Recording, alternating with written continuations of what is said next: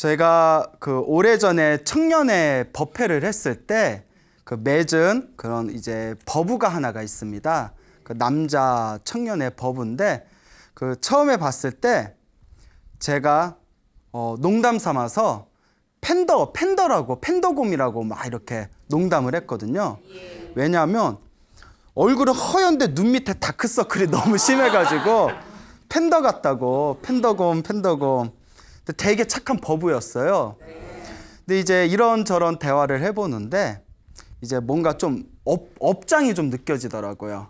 그래서 제가 이제 착하니까 또 이제 잘 됐으면 하는 바람에 네가 좀 업장이 두꺼운 것 같다. 그러니까 기도를 좀 많이 해야 된다. 요새 무슨 기도하고 있는 거 있냐 이랬더니 뭐 지장 기도를 좀 한다 하더라고요. 그래서 제가 열심히는 안 하는 것 같다 이러면서 얼굴 보면 알아요. 얼굴 보면 열심히 하나하나 다 알아. 열심히 안 하는구나. 다 열심히 하시겠죠. 그래서 기도를 열심히 해야 돼. 지장기도 좋다. 그래서 제가 지장경 예쁜 책이 하나 있었거든요. 예쁘게 이렇게 한지로 싼 지장경 책도 선물로 주고 기도를 열심히 해라 이렇게 당부를 했는데 이 친구가 뭐 열심히 하는지 안 하는지는 잘 모르겠지만 한 가닥 성근이 있는 게 자꾸 이제 찾아와서 법문 듣는 걸 좋아했어요. 법문 듣는 거. 근데 사람이 자꾸 법문을 듣는 게 왜 중요하냐면 자꾸 기도해야 된다, 복지어야 된다, 공덕을 쌓아야 된다, 다 내 업보다, 내 업장이다 이런 소리를 듣다 보면 자꾸 귀에 박히면 그게 세뇌 같은 효과를 일으켜서 자꾸 기도하고 싶은 마음이 생기고 내가 복을 좀 지어야 되겠다라는 마음이 생기게 됩니다. 자꾸 소나무 듣다 보니까 그런 마음 생기지 않아요? 맞아요. 진짜? 예? 그래요? 그래가지고 기도를 많이 해야 된다라고 이야기를 하면서 그 친구가 저한테 몇 년 동안 꾸준하게 법문을 들었습니다. 그리고 어느 순간부터 정말 기도를 좀 열심히 하더라고요. 저 지장전에 가서 지장경이라는 경전도 열심히 큰 소리로 독송하고 연불도 열심히 하고 제가 복을 많이 지어야 된다 했더니 또 항상 법당에 갈 때마다 쌀도 올리고 향도 올리고 그렇게 기도를 열심히 하던 버브가 있었는데 얼굴이 굉장히 맑아지는 거예요. 얼굴이 맑아진다는 게 이제 관상이 환해지는 거잖아요. 그래서 제가 어때 기도하니까 마음이 편안하고 왠지 주변 일들이 편안해지지 않냐 했더니 스님 정말 기도하니까 너무너무 좋습니다. 일단 마음이 편안해져서 좋고 알게 모르게 제 주변 일들이 편안하게 풀려나가는 게 느낍니다 이러더라고요.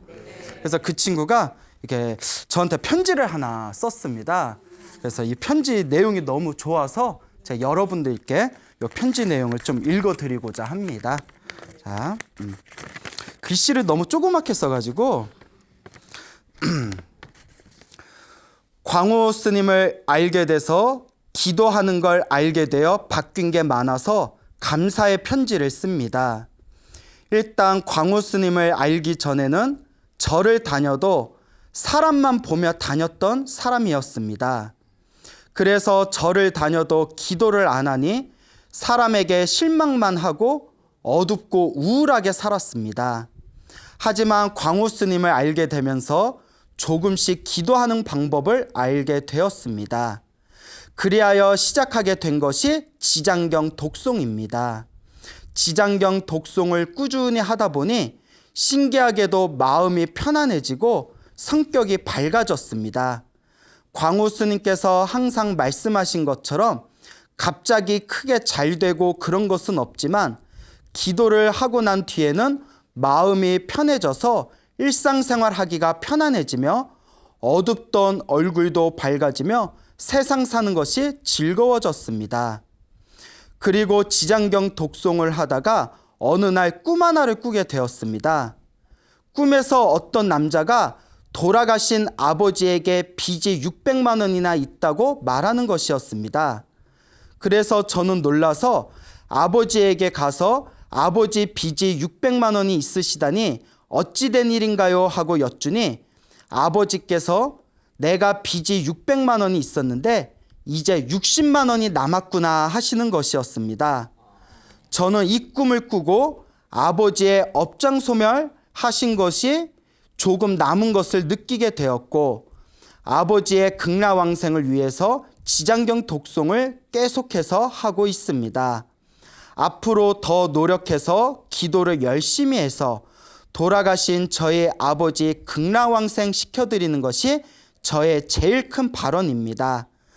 그리고 앞으로도 광우스님 방송 챙겨보며 열심히 기도하며 행복하게 살고 싶습니다. 끝으로 광우스님께 감사드리고 방송 보시는 다른 분들도 기도해서 크게 바뀌는 게 없다고 기도 포기하지 마시고 계속해서 기도하셔서 일상의 평화로움을 느끼셨으면 합니다. 네, 이상입니다. 자, 편지 내용이 굉장히 좋았죠? 네. 그래서 우리 이 버부가 지금도 열심히 기도를 하고 있습니다. 그런데 이제 아까 그 편지 내용에서 봤지만 이 버부가 아버지께서 일찍 돌아가셨거든요. 그래서 꿈에 어떤 사람이 너 아버지한테 600만 원 빚이 있다. 그래서 아버지한테 꿈에서입니다. 꿈에서 아버지께 돌아가신 아버지께 빚이 600만 원이 있었어요. 여쭤보니까 이제 60만 원 남았다. 그 꿈을 꾸고 나서 아버지가 살아생전에 업보가 있었는데 600만 원치 업보가 얼마로 바뀌었어요? 예, 그 10배가 소멸된 거죠. 10배 가까이 소멸된 걸 이제 느끼고 앞으로 더 기도 정진해서 이제 아버지를 극락왕생 시켜드리겠다. 이게 가장 큰 발언이다라는 그런 이야기를 제가 듣고 나서 참 효자다. 그렇죠. 예, 이 아버지가 세상을 떠난 뒤에도 아버지에 대한 은혜를 잊지 않고 좋은 곳으로 보내드리겠다라는 마음을 일으킨 것 자체가 정말 참 효심이 있구나라는 생각이 들었습니다. 지장경이라는 경전이 있습니다. 우리가 이제 지장본원경이라고도 불리는데요. 여러분들 관세음보살 들어보셨죠? 네. 지장보살 들어보셨어요? 네. 지장보살이 어떤 분이시죠? 뭐 지장 찍어? 지장보살이 어떤 분이시죠? 지장보살은 지옥에 있는 모든 중생을 구제하겠다고 원력을 세우신 분입니다. 그래서 세상에 있는 모든 중생을 제도할 때까지 나는 결코 성불하지 않겠다. 모든 중생을 다 제도하고 나서 나는 성불하겠다라는 원력을 세우신 보살님이신데요. 너무나 크나큰 원력을 세우신 보살이기 때문에 우리가 대원본존이라고 부릅니다. 뭐라고 부른다고요? 예, 크나큰 원력을 세운 근본이 된 가장 높으신 분이란 뜻입니다. 그래서 대원본존이라고 부르게 되는데요. 이 대원본존 지장보살님, 여러분 세상에서 가장 못된 사람들이 떨어지는 세상이 어느 세상일까요? 지옥이잖아요. 가장 못된 놈들이 살고 있는 곳이 바로 지옥의 세계인데 그 지옥에 있는 그 중생들을 모두 다 제도해서 지옥 세계가 텅텅 비워질 때까지 결코 중생 제도를 멈추지 않겠다고 원력을 세우신 분이 지장보살입니다. 그래서 우리가 이 지장보살님을 우리 불교에서는 가장 뛰어나고 훌륭하신 보살님 중에 한 분으로 추앙하고 신앙하고 있습니다. 이 지장보살님에 대한 이야기가 담겨져 있는 경전이 아까 이야기한 지장경입니다. 그래서 지장본원경이라고도 부르는데요. 옛날부터 이 지장경을 많이 독송하며 굉장히 큰 복을 받는답니다. 업장이 소멸하고 큰 복을 받게 되고 특히 중국 불교 문화권에서는 돌아가신 분을 우리 불교에서는 영가라고 부르지 않습니까? 그렇죠. 우리가 이제 귀신이라고 안 부르고 영가라고 불러요. 이 돌아가신 영가분들께서 좋은 곳으로 천도되기를 발언하는 마음으로 가장 많이 독송하는 경전 중에 하나가 무슨 경전이다? 지장경입니다. 그래서 여러분들도 한번 이 지장경, 양이 많지 않아요. 그러니까 한글로 된 지장경을 한번 깊이 읽어보시길 바랍니다. 그 지장경에 보면 굉장히 이제 재미난 내용이 많이 나오는데요. 머나먼 과거에 아주 오래전 과거에 부처님이 한 분 계셨답니다. 여러분 지금 우리 이 사바세계 불교의 교주이신 부처님이 석가모니 부처님이세요. 그건 다 알고 계시죠? 2600여 년 전 세상에 출현하신 석가모니 부처님. 미래에 오시는 부처님이 어느 부처님이시죠? 미래에 오실 부처님. 왜 이렇게 자신이 없어요? 예? 다 아는데 대답 안 하시는 거죠? 예, 여러 번 얘기했잖아요. 그렇죠. 미륵 부처님이지 않습니까? 다 아시죠? 예, 여수사 이거 큰일인데. 근데 머나먼 과거 전생에도 수많은 부처님이 계셨는데 그 머나먼 과거에 청정연화목 열애라는 부처님이 계셨어요. 예, 청정연화목 부처님이라는 분이 계셨는데 이 청정연화목 부처님께서 세상을 떠나시고 나서 그 아라한이 한 분 계셨답니다. 아라한 다들 아시죠? 네. 모든 번뇌와 욕망이 사라진 거룩한 성자를 아라한이라고 하지 않습니까? 그래서 이 청정연화목 열애 부처님께서 세상을 떠나시고 이 아라한께서 중생들을 차례차례대로 제도를 하고 계시던 그런 시대가 있었습니다. 그때 한 여인네가 있었는데 이 여인의 이름이 광목이었어요. 뭐라고요? 광목. 여러분 그 스님들 승복정 중에 광목으로 만든 승복이 있는데 그 광목천이라고 하죠. 예, 그 광목하고는 관계없어요. 그 광목이라는 이름을 가진 여인네가 있었습니다. 이 광목이라는 여인네가 이제 복을 짓고 싶어서 음식을 이렇게 잘 음식을 만든 뒤에 그 아라한 스님에게 공양을 올립니다. 아라한 스님에게 딱 공양을 올리니까 그 아라한 스님께서 그 공양을 딱 받으시면서 그래 그대에게 무슨 소원이 있는가라고 이제 질문을 던집니다. 소원이 있느냐? 그러니까 이 광목이라는 여인네가 무슨 소원을 이야기하냐면 저의 어머니가 얼마 전에 세상을 떠나셨는데 좋은 곳으로 천도되어지기를 바랍니다. 그런데 다만 저희 어머니께서 지금 이 세상을 떠나셔서 어느 곳에 태어났는지 알 수가 없습니다. 저희 어머니께서 어디에 태어나셨는지 궁금합니다. 이렇게 이야기를 하니까 그 아라한께서 이렇게 깊은 신통력에 들어가십니다. 깊은 신통에 들어가셔서 그 천안통이라고 하죠.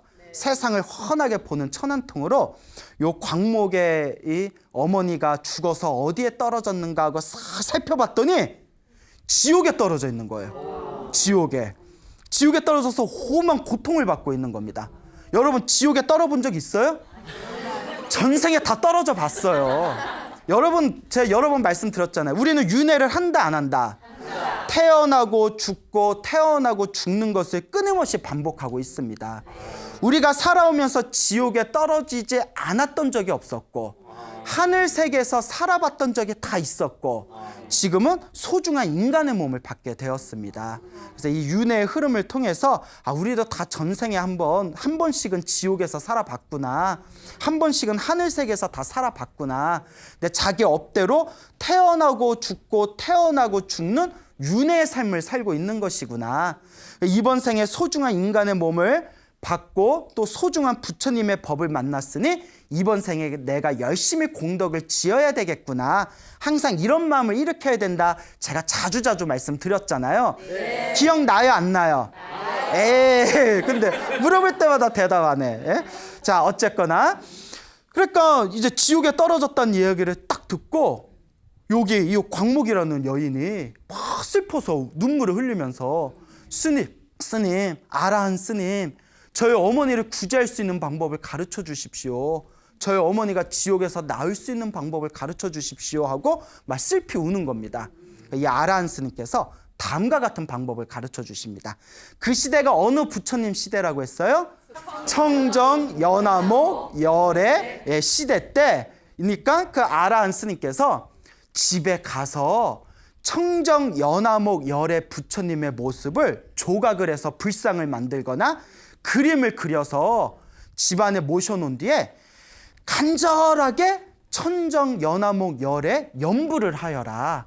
우리가 뭐 관세음보살, 지장보살 하듯이 청정 연화목 열에 불상을 모셔놓거나 그림을 그려놓고 간절하게 염불을 한다면 살아있는 자나 죽은 자나 반드시 공덕이 있을 것이다 라는 이야기를 듣게 됩니다. 그러니까 이 광목이라는 여인네가 집에 급히 와가지고 자기가 아끼던 물건들을 팔아서 청정 연화목 열의 부처님의 이제 모습을 이제 만들어 놓고 슬피 울면서 부처님께 절을 올리면서 간절하게 염불을 했대요. 제발 도와주십시오. 제발 도와주십시오. 간절하게 염불을 하다가 깜빡 꿈을 꿨대요. 꿈을 꿨는데 꿈속에서 누가 나타났을까요? 부처님. 예. 아까부터 타이밍이 안 맞아요. 예, 그래요? 예, 엄마는 어디 있다고요? 예, 지옥에 있으니까. 누구를 간절히 불렀죠? 예, 청정, 연화목, 열애를 간절히 부르니까 꿈에서 환한 황금빛 부처님이 나타나신 거예요. 환한 그 황금빛 부처님이 나타나시더니 걱정하지 말아라. 얼마 후에 너의 어머니가 너의 집에 태어나게 될 것이다. 라는 꿈을 꾸게 됩니다. 그래서 꿈에서 딱 깨고 나서 며칠 지난 뒤에 집안에서 일을 하고 있는 여종 있잖아요. 한 여종이 아이를 낳게 됩니다. 아이를 낳게 돼요. 아이를 낳고 나서 며칠이 지났는데 그 여종이 낳은 그 아기가 갑자기 광목을 보더니 내가 네 애미다 이러는 거예요. 말을 빨리 배웠어. 예? 영재야, 영재. 내가 네 뭐다? 애미다. 내가 네 엄마다 이러는 거예요. 애기가. 예. 너무 깊이 생각하지 마세요. 예. 그러니까 내가 네 엄마다. 그리고 광목이 깜짝 놀라니까 아니 어떻게 된 겁니까? 하니까 애기가 하는 말이 내가 전생에 내가 전생에 죄업을 많이 지어서 지옥에 떨어져서 태어나고 죽고 태어나고 죽는 것을 반복하면서 지옥에서 빠져나올 수가 없었다. 근데 너의 덕택으로 내가 이렇게 사람의 몸을 받게 되었다. 그런데 하도 죄업이 두꺼워서 사람으로 태어나도 이렇게 미천한 몸으로 태어났다. 옛날에는 노예제도 이런 있었을 거 아니에요? 신분계급이 있었는데 사람으로 태어나도 미천한 몸으로 태어났고 내가 업보가 두꺼워서 13살이 되면 내 수명이 다한다. 13살이 다해서 수명이 다하면 남아있는 업보가 있어서 다시 나쁜 곳에 떨어지게 된다. 나를 구제할 방법이 없겠느냐 이러는 거예요. 그 광목이 막 슬피 울면서 어머니 도대체 전생에 무슨 업보를 그렇게 많이 저질렀습니까? 하니까 요 아기가 하는 말이 요 중요합니다. 잘 들으세요. 살생을 많이 했고 살아있는 생명을 많이 죽였고 평소에 불법을 비방했다. 평소에 부처님의 가르침을 비방했다. 이게 아주 지옥에 떨어지는 무서운 업보라는 거예요. 무엇을 많이 했고 살생을 많이 했고 또 무엇을 많이 했다? 예, 불법을 많이 비방하였다. 여러분 부처님 법 비방해요 안 해요? 안 하죠. 절대 농담으로라도 하면 안 됩니다. 여러분 살생해요 안 해요? 모기 죽여요 안 죽여요? 죽여요. 저 뒤에서 죽여요 막 이러는데 바로. 예. 자 어쨌거나 살아있는 생명을 많이 죽이고 그리고 부처님의 가르침을 많이 비방하였다. 그 업보 때문에 이렇게 무서운 고통을 당하는 것이다. 그러니까 이 광목이 지옥에 떨어지면 그 고통이 얼마나 큽니까? 라고 물어보니까 그 아기가 하는 말이 이루 다 말할 수가 없다. 100년, 1000년 동안 지옥의 고통을 말한다 하더라도 이루 다 말할 수가 없다 하니까 광목이 막 찢어지는 느낌이 들면서 가슴이 막 찢어지는 마음이 들면서 엉엉 울면서 하늘 우러러 다음과 같이 발언합니다. 뭐라고 발언하냐? 이게 되게 중요한 거예요. 부처님, 제발 저의 어머니를 구제해 주십시오. 저의 어머니를 구제해 주신다면 제가 오늘 지금 이 순간부터 모든 중생들을 제도하겠습니다. 지옥, 악귀, 축생, 괴로운 세상에 떨어진 모든 중생을 영원히 그 괴로운 세상에서 벗어나도록 하겠습니다. 제가 모든 중생들을 다 제도할 테니 부디 저의 어머니를 구제해 주십시오. 모든 중생들을 다 성불하게 한 뒤에 저는 마지막에 비로소 정각을 이루겠습니다. 비로소 깨달음을 이루겠습니다. 여기서 대원본존 지장보살의 원력이 여기서 생긴 거예요. 모든 중생을 다 성불시킨 뒤에 내가 마지막에 성불하겠습니다. 그때 하늘에서 꽝 거리면서 하늘에서 부처님 음성소리가 들립니다. 착하고 착하다. 너의 어머니는 너의 그와 같은 발언의 힘으로 13살에 이 세상을 떠난 뒤에 13살의 수명을 다한 뒤에 업보의 몸을 벗어서 좋은 가문에 다시 태어나 100세 동안 즐거움을 누리게 될 것이다. 그리고 다시 죽은 뒤에는 근심이 없는 세상에 태어나서 그 근심이 없는 세상에서 살다가 나중에는 부처님의 깨달음을 얻고 모든 중생을 제도하게 될 것이다 라는 그런 이야기가 하늘에서 부처님의 음성이 들렸다고 합니다. 이와 같은 인연으로 광목에게 어머니가 지옥에 떨어진 걸 알려주고 어머니가 지옥에서 나올 수 있도록 방법을 가르쳐준 그 아라한 기억나죠? 네. 그 아라한이 지금 경전에 나오는 무진이 보살이 되셨대요. 그 관세음보살 보문품에 보면 무진이 보살이라고 나오거든요. 그래서 그 아라한은 이와 같은 인연으로 무진이 보살이 되셨고, 그 광목의 어머니 있잖아요. 지옥에 떨어졌던 광목의 어머니는 결국 나중에는 깨달음을 얻어서 해탈보살이 되셨답니다. 그 부처님 경전에 보면 해탈보살님이 나오시거든요. 해탈보살이 되셨고, 그리고 어머니를 위해서 모든 중생을 제도하겠다고 원력을 세웠던 광목은 지금 이 시대에 누가 되었을까요? 그렇죠. 이 정도면 이제 딱 나와야 돼요. 답이 엉뚱하게 관세음보살? 이러면 안 돼요. 어느 보살이 되셨다? 지장보살이 되셨다. 이게 바로 지장보살의 원력입니다. 그래서 지장보살이 상징하는 게 지옥에 떨어진 모든 중생을 다 제도하겠다. 지옥을 포함해서 나쁜 세상에 살고 있는 모든 중생을 다 괴로움에서 건져주겠다. 모든 중생이 성불할 때까지 자기는 성불하지 않겠다. 그 뿌리가 바로 효도입니다. 효도. 어머니를 구제하고자 했던 그 간절한 효도의 마음. 그래서 중국에서는 지장경을 효경이라고도 부릅니다. 뭐라고도 부른다? 효경. 불교적인 효경이라는 거예요. 근데 이게 중요한 게 있습니다. 유교에서는 살아있을 때만 부모님을 섬겨요. 살아있을 때만 부모님에게 효도합니다. 그리고 죽은 뒤에 제사 지내죠. 근데 여러분, 죽은 뒤에 지내는 유교식 제사는 사실 효과가 없습니다. 그 유교경전을 보면 공자님도 뭐라고 이야기하셨냐면, 유교식 제사는 살아있는 사람을 위해서 지내는 거다라고 했어요. 살아있는 사람들끼리 그 조상님과 부모님을 생각하면서 1년에 한 번 제사 때 모여가지고 서로 화합을 위해서 만나는 자리라는 거예요. 그러니까 유교식 제사는 영가천도가 안 됩니다, 여러분. 그러니까 위패 하나 달랑 이렇게 해놓고 위패 하나 달랑 적어놓고 잔 따르면 그 돌아가신 분이 어떻게 알고 와요? 그렇죠, 여러분. 그 불교식 제사는 유교식 제사하고 틀립니다.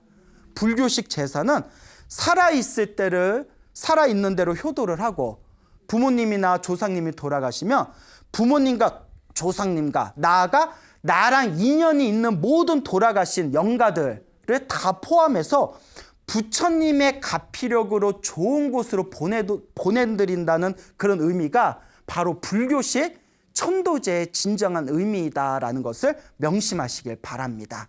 그래서 이 지장경이란 경전이 깊이 읽으면 굉장히 깊이가 있습니다. 깊이 읽으니까 깊이가 있겠죠? 자, 그런데 우리 그 불교 공부를 하시는 분들, 많은 분들이 지장경이란 경전을 굉장히 우습게 보는 경향이 있어요. 저도 사실 고백하면 20대 때에는 저 지장경 쳐다도 안 봤어요. 솔직히 말씀드리면 금강경이나 법화경이나 아니면 뭐 조사어로 육조단경이나 이런 것만 봤지, 지장경을 봤는데 귀신 얘기가 나오는 거예요. 그래서 귀신 얘기가 나오고, 귀신이 뭐 꿈에 뭐 귀신이 나타나고, 조상님이 죽으면 천도제 지내고, 그래서 딱 지장경 보니까 지장경 내용의 반이 귀신 얘기예요. 그래서 무슨 생각을 하냐면, 진짜 귀신 씨나라 까먹는 얘기인가? 무슨 맨날 아니 부처님의 그 소중한 법문들이 있는데 뭐 귀신 까먹는 얘기나 하고 뭐야? 그렇죠. 20대 때는 지장경을 안 봤어요. 그 지장경을 좀 우습게 봤어요. 실제로 불교 공부하시는 분들 중에서 굉장히 어려운 경전만 공부하시는 분들 중에서는 지장경을 좀 우습게 보는 경향이 없지 않아 있어요. 그래서 저는 지장경 기도하시는 분들 보면 약간 낮게 보는 경향도 있었어요. 수준이 낮아서 저런가 보나 보다. 제가 양심 고백하는 거예요. 근데 30이 넘어서 중국 큰 스님들의 법오집을 보다 보니까 그 중국 스님들은 그 막 8만 대장경 다 읽으신 분들이거든요. 그런데 대승경전의 첫걸음이 지장경이다라는 내용이 자주 나오는 거예요. 그 100여 년 전에 그 강민홍이라는 거사가 있었어요. 중국에 그 강민홍이라는 거사님이 있었는데, 이분이 금강경의 대가였어요. 그래서 지금까지 중국에 나온 금강경 해설서 중에서 최고의 작품으로 손꼽히는 게 강민홍 거사의 금강경 풀이집입니다. 근데 이 강민홍 거사의 그 금강경 풀이한 책을 봤는데 그게 다행히 우리나라에 번역이 됐어요. 원래 제가 공부 열심히 해서 제가 나중에 번역하려고 했는데 뺏겼어. 예? 비록 뺏겼지만 어쨌거나 그게 좋은 책이 번역됐다는 게 참 다행이에요. 근데 되게 어려워요. 엄청나게 한 1000페이지 돼요. 그거 엄청 어려워요. 근데 제가 그 책을 이렇게 저도 다 보진 못하고 이렇게 훑어봤는데 워낙 한번 꼭 읽어보고 싶은 책이라서 그 평생을 금강경을 공부하시고 팔만대장경을 다 읽으신 강민홍 거사가 평소에 불교 공부를 하는 불자들이 가장 자주 읽어야 할 경전 중에 하나가 지장경이라고 나와요. 그러니까 의문이 드는 거예요. 옛날 왜 불교의 그 어려운 경전을 공부하신 수준 높은 그 중국 불교의 큰 스님들이 왜 한결같이 이렇게 지장경을 높이 샀을까? 그리고 이렇게 금강경이 최고 대가라는 강민홍 거사도 불교 공부를 하는 사람이 가장 자주 읽어야 할 경전을 왜 지장경이라고 했을까? 내 옛날 기억에는 지장경 그 귀신 얘기만 나오는데 귀신이 홀렸나? 그래서 지장경 겸허한 마음으로 다 이렇게 지장경을 다시 읽어봤어요. 처음부터 끝까지 아주 이렇게 깊이 읽어봤는데 내가 어리석었구나. 그러니까 제 눈이 바뀐 거예요. 그동안 이제 절에서 열심히 공부를 하다 보니까 제 눈이 바뀌었나 봐요. 이렇게 평범한 내용을 담고 있는 지장경에 불교의 기초 사상이 다 담겨져 있구나. 인과 업보 사상, 계율 사상, 그리고 그 모든 중생을 제도하겠다는 보살의 대비 원력, 대자 대비의 원력, 그리고 부모님에 대한 그 효도의 마음, 그 모든 중생을 제도하겠다는 그 마음, 그리고 살아있는 사람을 제도하는 걸 떠나서 죽은 사람들까지 다 제도할 수 있는 부처님의 가피력, 이 모든 게 다 담겨져 있었구나. 그래서 옛날 큰 스님들이 지장경을 자주 보라고 했던 거구나 라는 걸 느끼게 되었습니다. 그리고 제 주변에도 지장경 독송을 열심히 하셔서 가피 받은 분들이 많습니다. 그렇다고 또 너무 지장경에만 빠지면 안 돼요. 지장경은 첫걸음이고 지장경에서 이제 위로 올라가서 나중에는 법화경, 화엄경까지 우리가 다 꿰뚫을 줄 알아야 됩니다. 하지만 제가 지장경을 보면서 느꼈던 게 옛날엔 지장경, 내가 막 불교에 입문했을 때 아무것도 모를 때는 지장경을 보고 굉장히 우습게 여겼는데 내가 불교 공부를 하면서 다시 지장경을 봤더니 부처님 경전은 하나라도 버릴 게 없구나. 다 이렇게 뛰어난 경전인데 내가 우습게 여겼구나 라는 것을 느끼게 되었습니다. 우리 불자님들도 지장경 한번 깊이 읽어보시기 바랍니다. 알겠죠? 네. 자, 이렇게까지 얘기했는데 안 읽으면 속상할 거야. 자, 그래서 지장경이 그 돌아가신 영가분들을 천도한다는 의미도 담겨져 있다고 했지 않습니까? 네. 어느 비구니 스님 중에 대련이라는 법명을 가진 노 비구니 스님이 계십니다. 연세가 좀 많으신 노 비구니 스님이 계시는데 이 대련 스님께서 직접 겪으신 경험담이라고 합니다. 이분이 6.25 때 아버지하고 헤어지셨답니다. 아버지하고 6.25 때 헤어졌는데 끝내 아버지의 생사 확인을 할 수가 없었대요. 살으셨는지 돌아가셨는지, 그 제사를 올리기도 애매하잖아요. 살았는지 돌아가셨는지 모르니까. 근데 이 스님께서 결국 출가를 하십니다. 출가를 하셔서 20대 초반에 어느 날 문득 이런 생각이 들더랍니다. 내가 아버지가 살았는지 돌아가셨는지 기도를 통해서 지장보살님께 여쭤보자. 아까 지장경 보면 광목이 아라한에게 우리 어머니가 어디에 태어나셨는지 알려주세요, 이런 내용이 나오잖아요. 네. 그래가지고 내가 지장기도를 해가지고 한번 아버지의 생사 확인을 알아보자. 그리고 간절하게 지장기도를 했대요. 지장기도를 간절하게 했답니다. 간절하게 지장기도를 했는데 어느 날 같이 절에서 살고 있는 어느 스님 꿈에 이상한 그런 꿈을 꾸게 됩니다. 같이 살고 있는 그 스님이 꿈을 꿨는데 꿈에 어떤 처음 보는 아저씨가 이렇게 절에 오시더래요. 절에 딱 오시더니 꿈에서 그 스님한테 제가 우리 딸 대련 스님을 만나러 왔는데 대련 스님 좀 볼 수 있겠습니까? 제 딸입니다 이러더래요. 그래서 그 꿈속에서 대련 스님 시장 갔는데 조금만 기다리면 보실 수 있을 거예요. 잠깐 기다리세요 하니까 아저씨가 제가 급해서 기다릴 수가 없습니다. 제가 급해서 빨리 가봐야 됩니다 하고는 그냥 이렇게 가시더래요. 아니, 좀 기다리지, 딸 오랜만에 보는 건데. 이렇게 가시더래요. 그래서 가시네 하고 그 스님이 문 밖에서 이렇게 봤는데 그 아저씨가 걸을 때마다 발밑에서 연꽃이 올라오더래요. 그 연꽃을 밟고 이렇게 가는 꿈을 꾸셨대요. 이야기를 딱 듣는 순간 대련 스님이 지장보살님이 보여주셨구나. 그러니까 연꽃을 밟고 갔다는 게 불교에서는 돌아가실 때 이제 연꽃을 타고 가십니다. 이런 표현들이 있거든요. 제사 지낼 때. 그래서 살으셨다 돌아가셨다. 돌아가셨다. 연꽃 밟고 가셨으니까. 근데 어디 활활 불타는 곳에 가신 게 아니라 연꽃을 발로 밟고 살뿐살뿐 가셨으니까 좋은 곳에 가셨구나, 나쁜 곳에 가셨구나.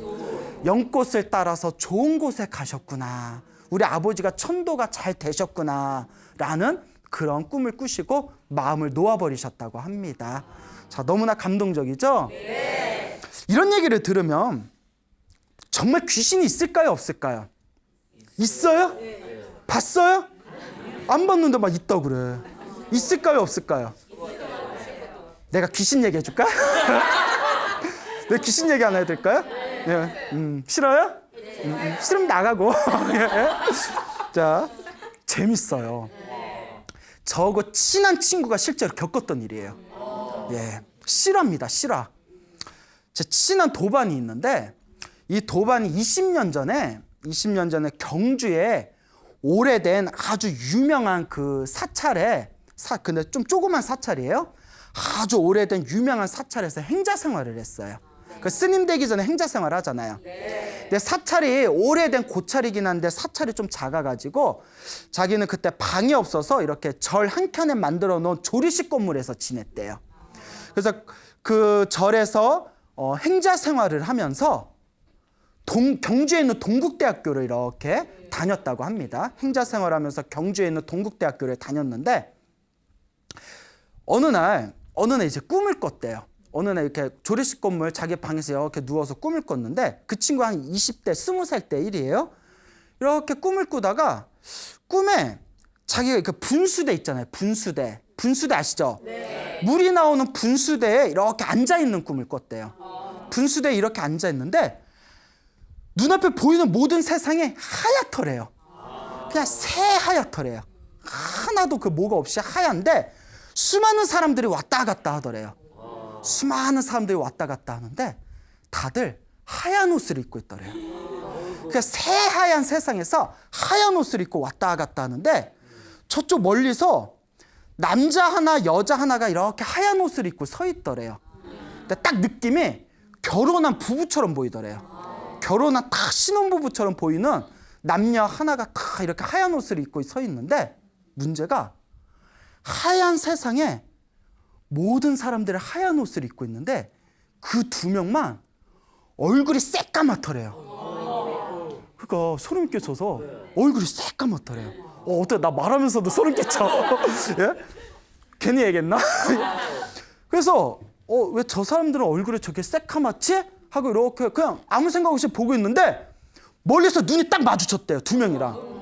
눈이 딱 마주친 순간 자기를 인지하는 느낌이 들더래요. 그리고 눈이 딱 마주쳐서 그 친구가 분수대에 앉아가지고 하고 있는데 갑자기 그 두 사람이 남녀 두 사람이 펑펑펑 하면서 앞으로 쫙 밀려오더래요. 카메라로 줌인한 것처럼. 두 명이 코앞으로 확 밀려오니까 놀래가지고 뒤로 넘어졌대요. 그리고 분수 안으로 빠졌대요.